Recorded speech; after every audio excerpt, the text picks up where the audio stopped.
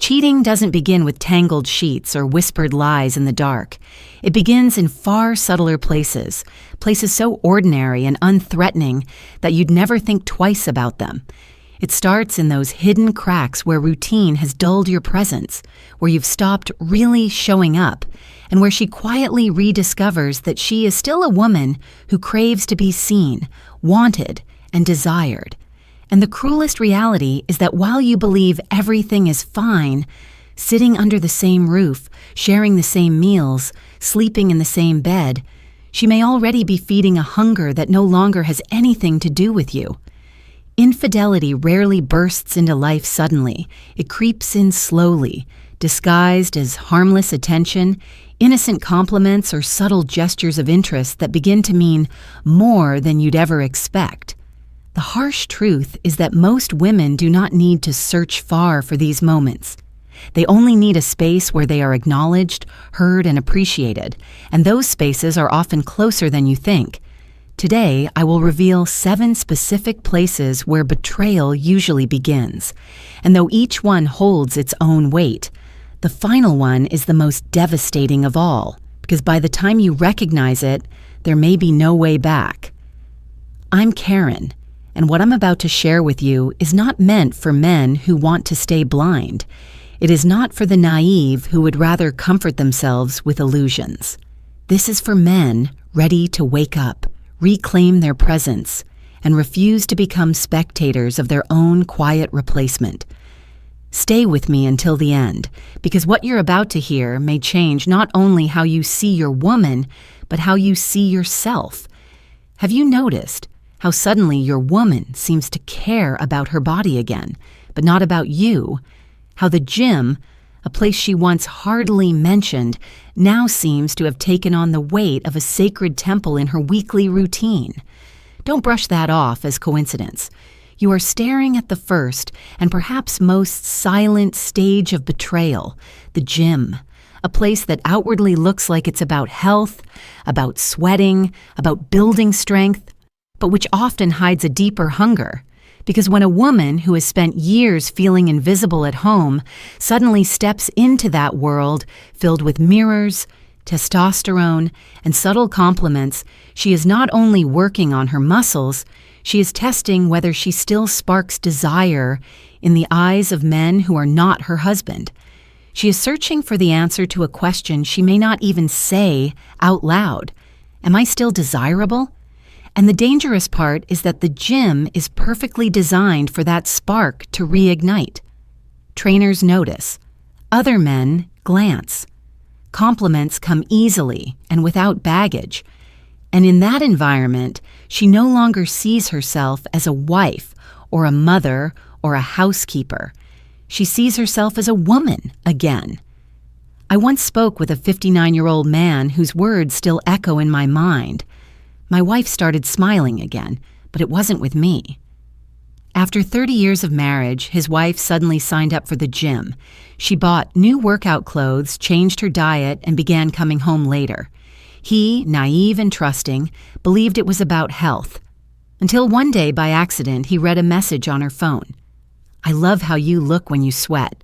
It was from her personal trainer, 10 years younger. That was when the puzzle pieces fell into place. While he clung to the safety of routine, she was already living a different story, one that began with harmless stretches and ended with a dangerous connection. Cheating doesn't usually start with a sudden physical act. It begins with subtle sparks, a glance in the mirror that makes her feel alive, a compliment she hasn't heard from you in years, a shared inside joke that slowly becomes complicity. And if you aren't paying attention, another man is. At the gym, she doesn't feel like a tired mother or a taken-for-granted wife. She feels desired, and that intoxicating feeling can outweigh any promise of fidelity. Do not misunderstand me. I'm not saying every woman who exercises is cheating, but what I am saying is this.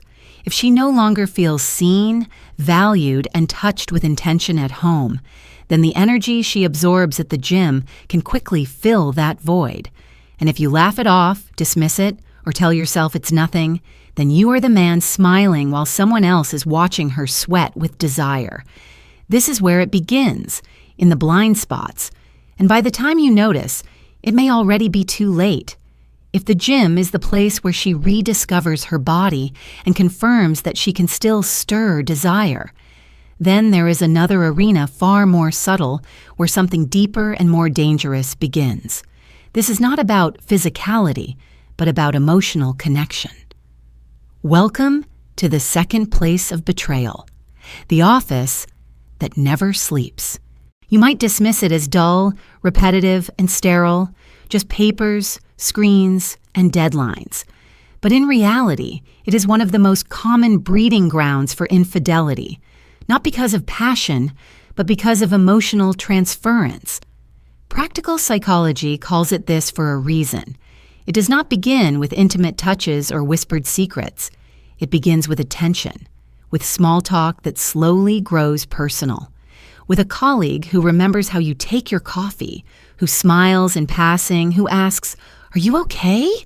in a tone that feels more genuine than the one she hears at home.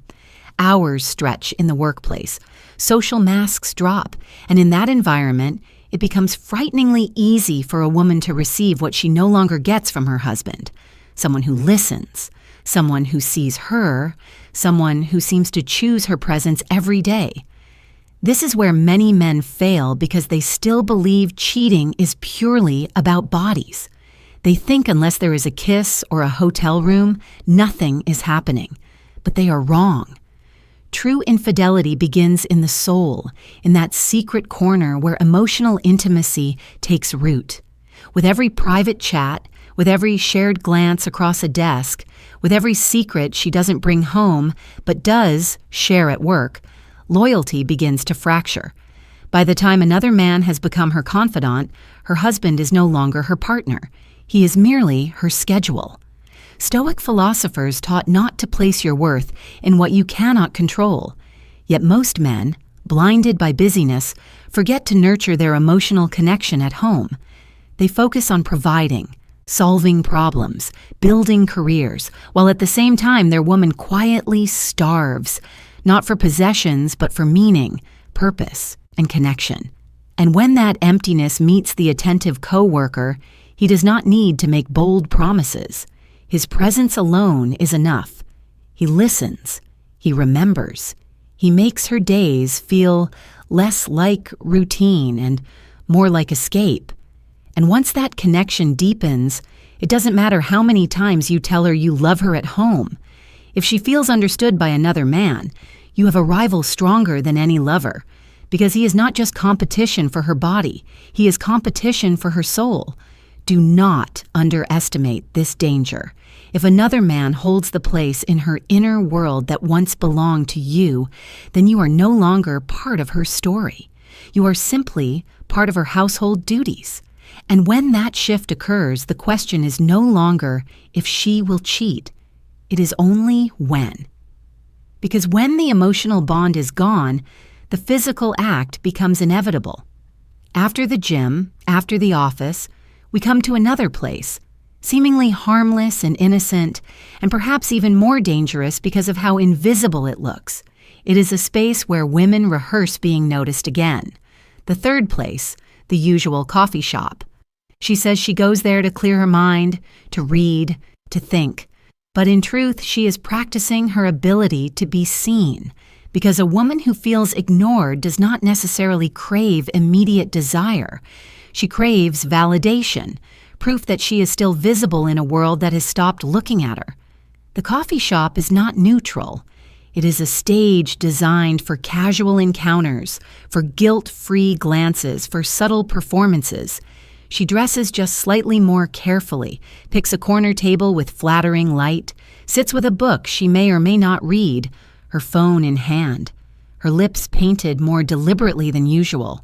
On the surface, she's just enjoying solitude, but beneath that, she's scanning, waiting, hoping. The issue is not that she wants to feel attractive. That is natural. The issue is that she has stopped seeking validation from you and has started searching for it elsewhere.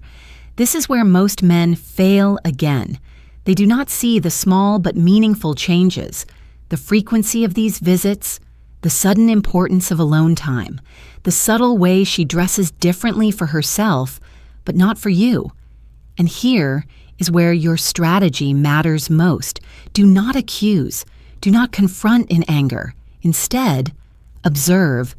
Notice the shifts without panic. Re-enter her world not with cheap flowers or empty compliments, but with attention, with presence, with masculine energy that stands firm rather than begs.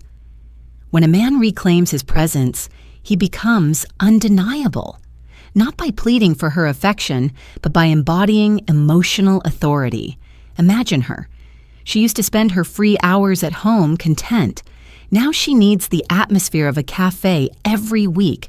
She posts photos of her lattes, of sunlight hitting her hair, of books she pretends to be immersed in, all while wearing dresses she once reserved for you.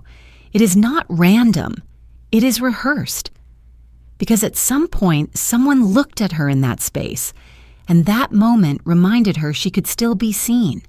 And if you do not reclaim your place, if you continue to sleepwalk through your role as her partner, then another man's gaze will bring her back to life while you still believe you are in control. If the cafe is the space where she rehearses being seen, then social media is where she rehearses being desired. Welcome to the fourth and perhaps most deceptive place where betrayal takes root, the late-night glow of her phone screen. It is here, when you are asleep and the house is quiet, that she slips into a world of filters, nostalgia, and curated attention. It is here that she exchanges likes and messages, reconnects with old flames under the guise of casual friendship, or entertains strangers who shower her with praise. Too many men lie to themselves at this stage. They tell themselves that unless there's physical contact, nothing is happening.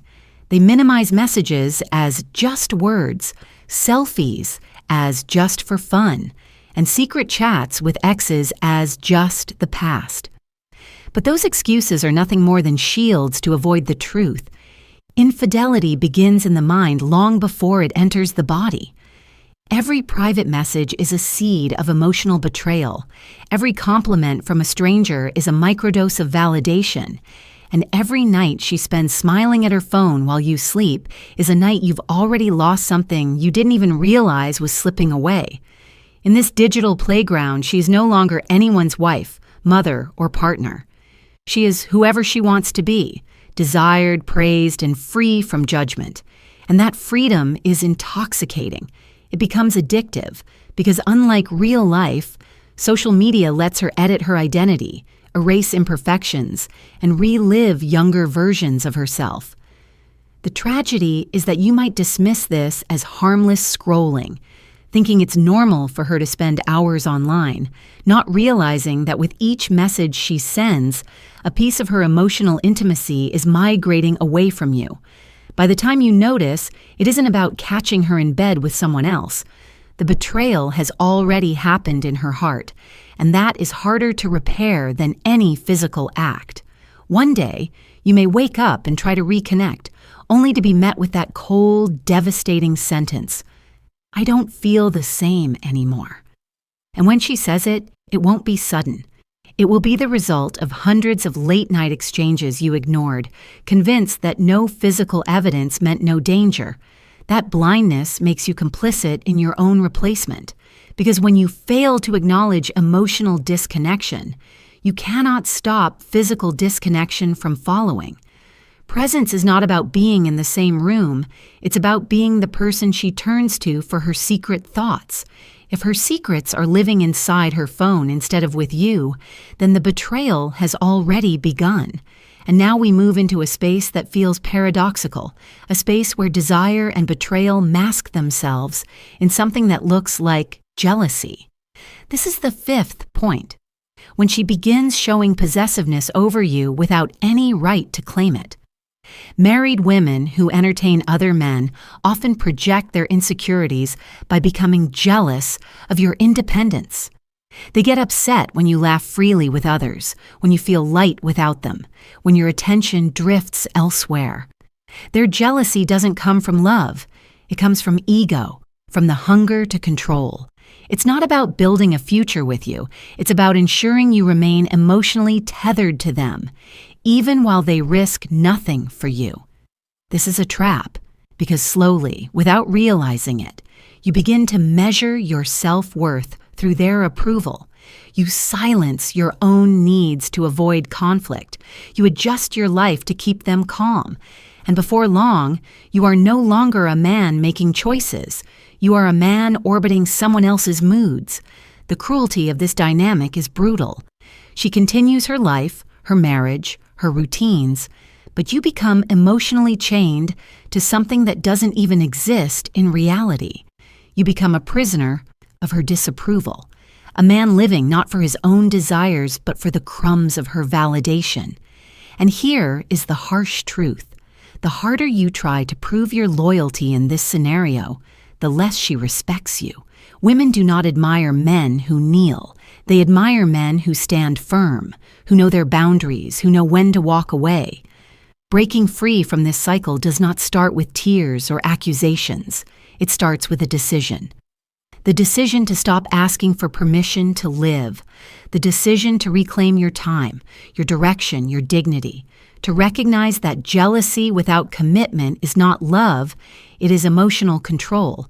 And you are not here to be controlled.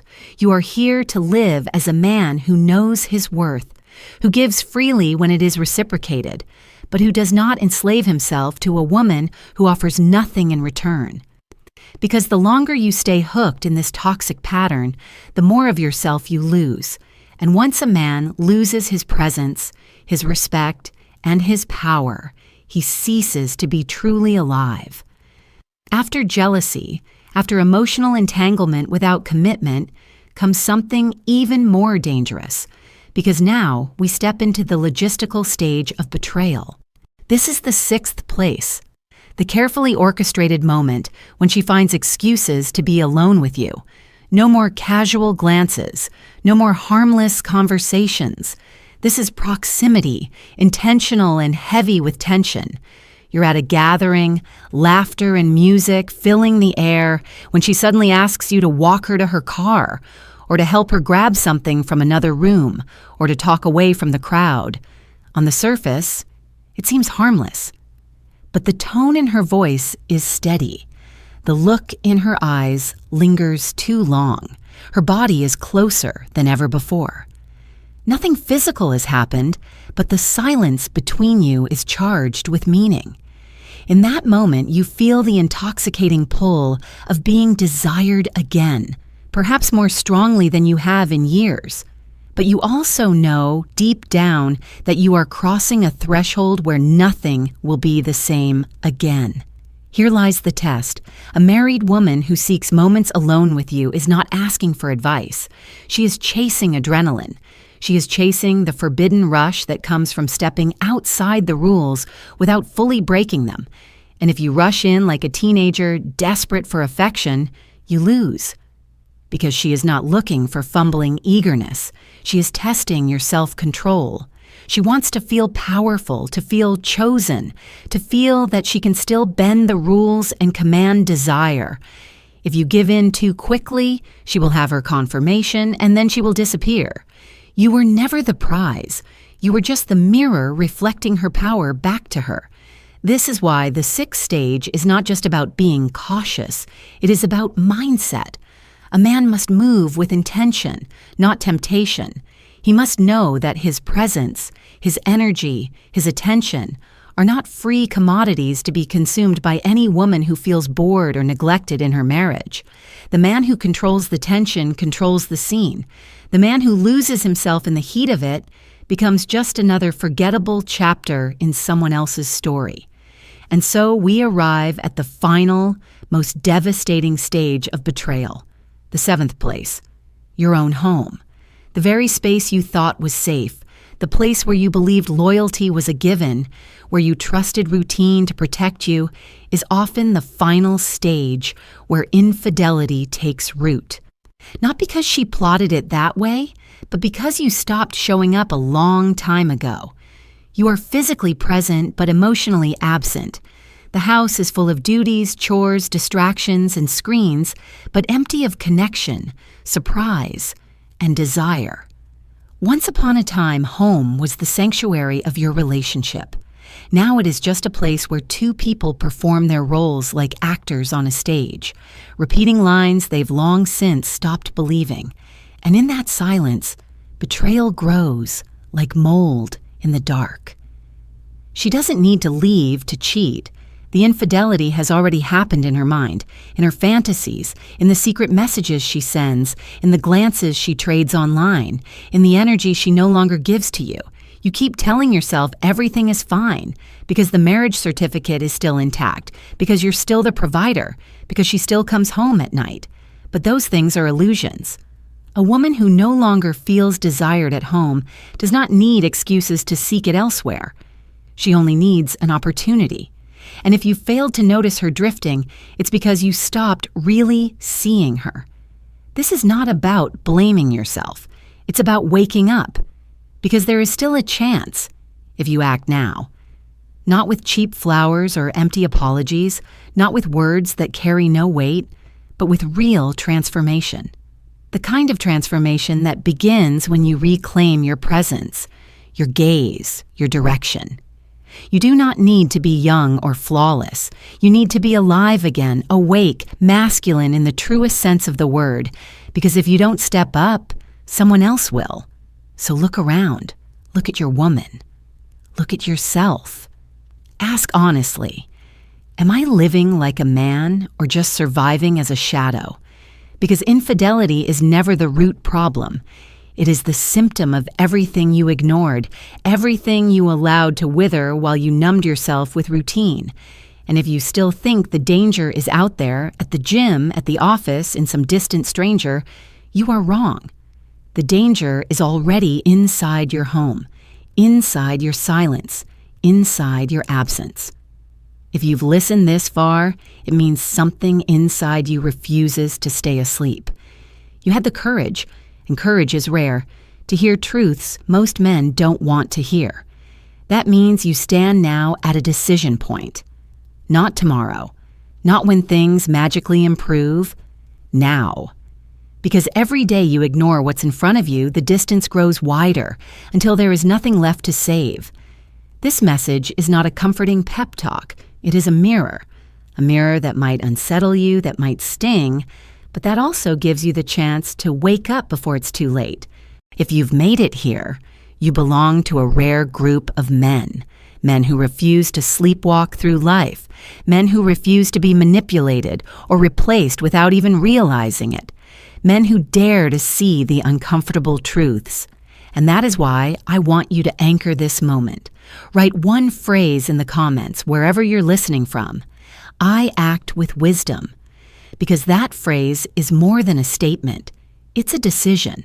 A decision to stop being blind, to stop waiting, and to start reclaiming your presence, your respect, and your power. This is House of Wisdom. A space for men who refuse to grow old in silence, who refuse to dim, who refuse to be broken by complacency. Here, you will not find sugar-coated words or excuses. What you will find is clarity, courage, and the strength to live awake. And if you're ready, join us. Subscribe.